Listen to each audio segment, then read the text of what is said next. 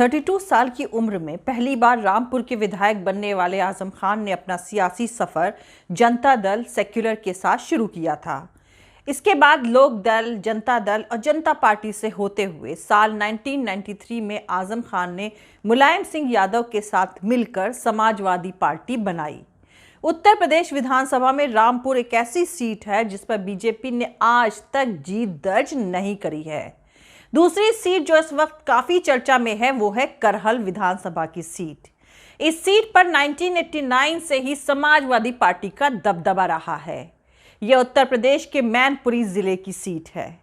Samajwadi party के founder Mulayam Singh Yadav ने करहल के जैन इंटर कॉलेज से ही तालीम हासिल करी थी और वो यहाँ पर टीचर भी रहे थे। मुलायम सिंह यादव के गांव सैफई करहल से महज 4 किलोमीटर की दूरी पर है। इस सीट पर समाजवादी पार्टी का 7 बार कब्जा रहा है। 2002 को छोड़कर जब से मुलायम सिंह यादव और आजम खान ने साथ मिलकर समाजवादी पार्टी बनाई है, यानी 1993 से लेकर अब तक वहां से कोई भी चुनाव समाजवादी पार्टी हारी नहीं है।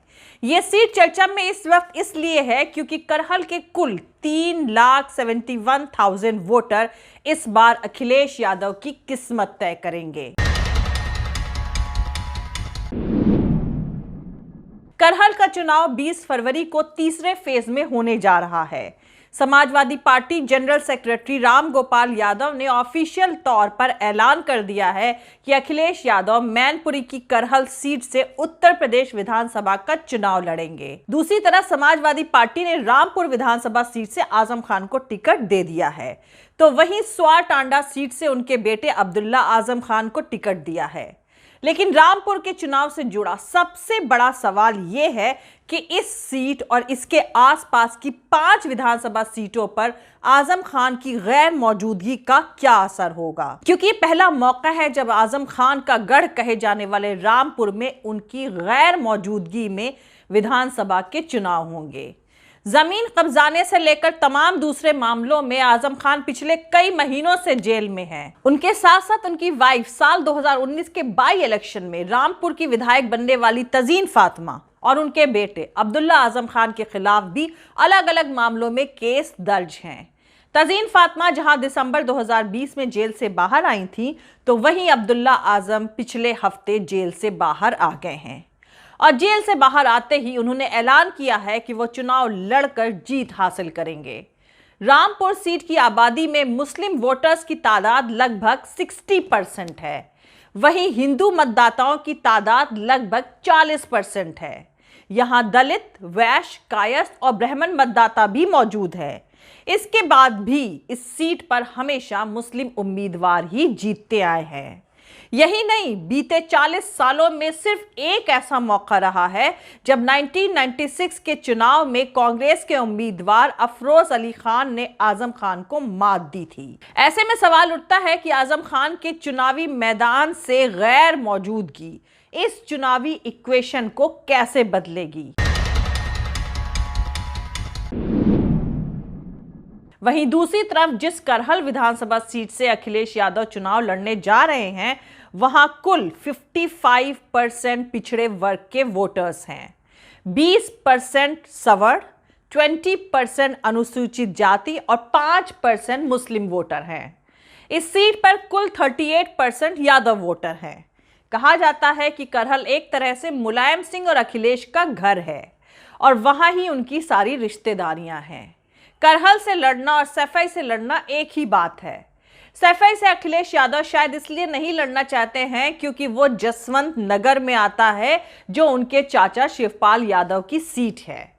वैसे करहल एक सेफ सीट है, लेकिन इतनी भी नहीं, क्योंकि जिस तरीके से मुलायम सिंह अपने इलाके में काम करते थे और इलाके के लोगों से रिश्ते बनाकर रखते थे, अखिलेश की इमेज शायद ऐसी नहीं है।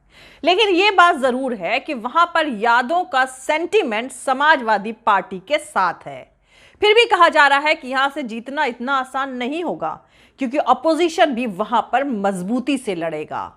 तो दोस्तों, उत्तर प्रदेश के चीफ मिनिस्टर योगी आदित्यनाथ गोरखपुर शहर और deputy chief minister Keshav Prasad Maurya Sirathu से विधानसभा चुनाव लड़ने जा रहे हैं। बीजेपी ने दोनों का नाम पहली लिस्ट में ही डिक्लेयर कर दिया था। योगी आदित्यनाथ और अखिलेश यादव दोनों एमएलसी बनकर उत्तर प्रदेश के चीफ मिनिस्टर बने थे और इस बार के चुनाव में दोनों से ये उम्मीदें थीं कि जनता के बीच जाकर चुनाव लड़कर अपनी पॉपुलैरिटी साबित करके दिखाएं।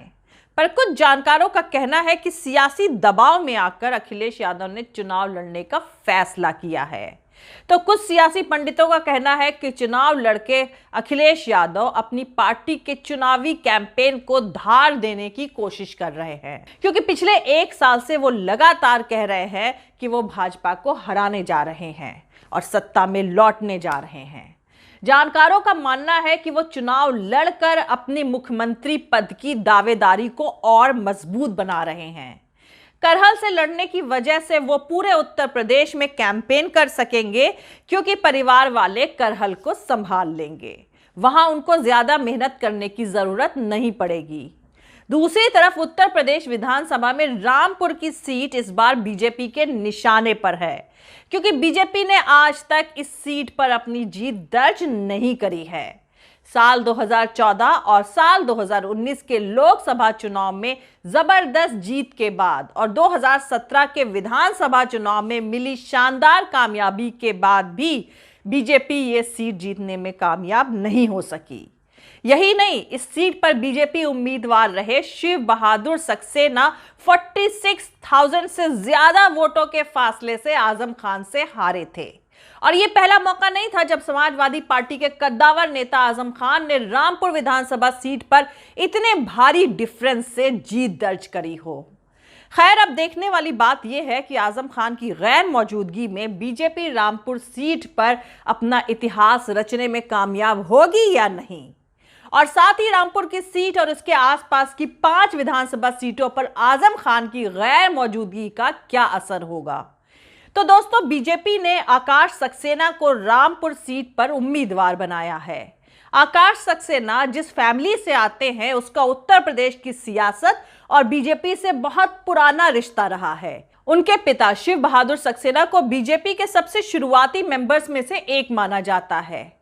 स्वार टांडा सीट से 4 बार विधायक रहे शिव बहादुर सक्सेना उत्तर प्रदेश की कल्याण सिंह सरकार में मंत्री भी रह चुके हैं। और अब आकाश सक्सेना जिस सीट से चुनाव लड़ने जा रहे हैं वो वही सीट है जिस पर आजम खान ने अब तक 9 बार जीत दर्ज करी है। बता दें कि आकाश सक्सेना वही शख्स हैं जो आजम खान और अब्दुल्ला आजम के खिलाफ कई मामलों में शिकायत करता है। अब्दुल्ला आजम पर 2 बर्थ सर्टिफिकेट और 2 पैन कार्ड रखने का इल्जाम है। इसमें से एक बर्थ सर्टिफिकेट में उनकी डेट ऑफ बर्थ 1 जनवरी 1993 और दूसरे सर्टिफिकेट में उनकी डेट ऑफ बर्थ 30 सितंबर 1990 है। इलाहाबाद हाईकोर्ट ने इसी मामले में ही स्वार टांडा विधानसभा सीट से अब्दुल्ला आजम खान की मेंबरशिप रद्द करी थी। लेकिन समाजवादी पार्टी के मुखिया अखिलेश यादव ने हाल ही में एक प्रेस कॉन्फ्रेंस में दावा किया है कि अब्दुल्ला आजम को फंसाने में कांग्रेस और बीजेपी दोनों ही शामिल थे। वहीं अगर अदालती मुकदमों को एक तरफ रखकर इस इलाके के सामाजिक इक्वेशंस, आजम खान की चुनावी मैदान में गैर मौजूदगी और अब्दुल्ला आजम के कम तजुर्बे को ध्यान में रखा जाए तो बीजेपी और समाजवादी पार्टी की टक्कर काफी दिलचस्प हो जाती है। लेकिन उत्तर प्रदेश के सियासी इक्वेशन को गहराई से समझने वाले जानकारों का मानना है कि इस बात की उम्मीद बहुत कम है कि बीजेपी इस सीट पर समाजवादी पार्टी को नुकसान पहुंचा पाएगी। जानकारों का कहना है कि सबसे बड़ी बात यह है कि ये 2017 का चुनाव नहीं है। पिछली बार समाजवादी पार्टी को लेकर भी लोगों में खास नाराजगी थी। खास तौर पर सेंटिमेंट्स आजम खान के खिलाफ थे, क्योंकि उनके कामकाज के तरीके को लेकर लोगों में भारी नाराजगी थी। इसके बावजूद उन्होंने जीत हासिल करी, इसलिए इस बात की उम्मीद काफी कम है कि बीजेपी उनका कुछ नुकसान पहुंचा पाएगी। उनके बेटे को भी अब जमानत मिल गई है। इसके साथ ही आजम खान को लेकर लोगों में सिंपैथी के भाव हैं, जिसका फायदा सीधे सीधे समाजवादी पार्टी को 5 सीटों पर मिलेगा, क्योंकि बीजेपी जितने असरदार ढंग से आजम खान के जेल से बाहर रहते हुए उन पर सवाल उठा सकती थी, उतने जोरदार ढंग से उनके जेल में रहते हुए ऐसा करना बीजेपी के लिए मुमकिन नहीं रहा है।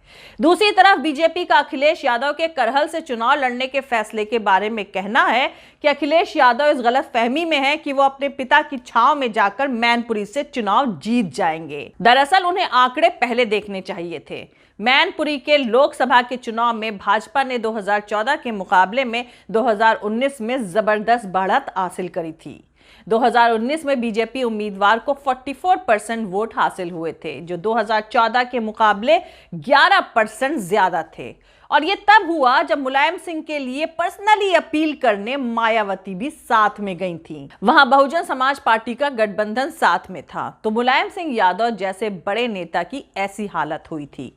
बीजेपी से जुड़े जानकारों का मानना है कि मैनपुरी के बदलते हुए सियासी मौसम को शायद अखिलेश यादव अच्छे से भांप नहीं पाए हैं।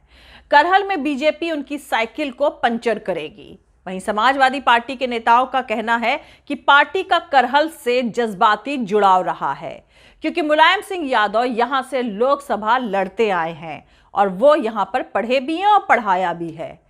2002 को छोड़कर जब से पार्टी बनी है, यानी 1993 से लेकर अब तक, हम वहां से कोई चुनाव हारे नहीं हैं। और अखिलेश यादव के यहां से चुनाव लड़ने से इसके आसपास की सभी सीटों पर और पड़ोस के जिलों की सीटों पर जैसे एटा, कासगंज, इटावा, फिरोजाबाद पर भी समाजवादी पार्टी के फेवर में माहौल बनेगा।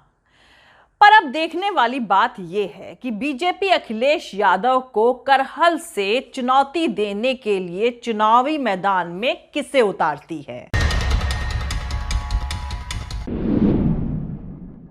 जय हिंद, सत्यमेव जयते, अल्लाह हाफिज।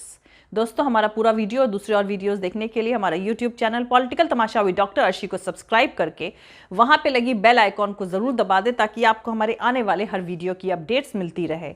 और दोस्तों, अगर आपको हमारा काम पसंद आता है, हमारे वीडियोस पसंद आते हैं, तो www.patreon.com/dr अर्शी खान पर जाकर डोनेट करके आप हमारे काम को सपोर्ट कर सकते हैं।